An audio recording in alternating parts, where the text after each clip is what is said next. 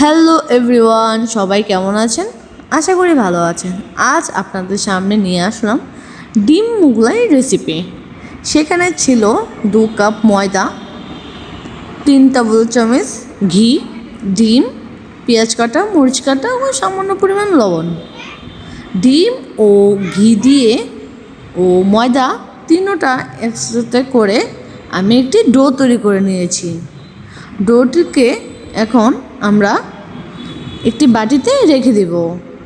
সেখানে মোগলাই তৈরি করার জন্য পেঁয়াজ কাটা, মরিচ কাটা ও সামান্য পরিমাণ লবণ ও 3টি ডিম দিয়ে আমরা মশলাটাকে তৈরি করে নিয়েছি। এখন আমরা এটাকে বেলে 4 ভাঁজ করে আস্তে আস্তে নরম নরম করে 4টি বর্ডার তৈরি করব এবং 4 কোণা ভালোভাবে চেপে দেব যেন না সরে যায়। এভাবে আস্তে আস্তে করে প্রতিগুলি ডো তৈরি করে মোগলাইয়ের গরম তেলে ছেড়ে দিলাম।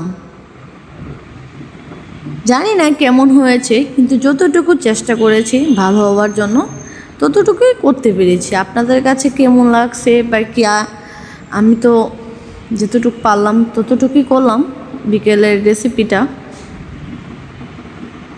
এখন কিছুটা হালকা ভাজা ভাজা হয়ে যাওয়ার পর আমি উল্টো করে দেখব কতটুকু হয়েছে কিছুটা। এখন এপিঠ ওপিঠ 2 পিঠ ভালো করে ভেজে আমি নামিয়ে ফেলব। হয়ে গেল কি সুন্দর মোচমোচে নরম তুলতুলে ডিম মুগলাই।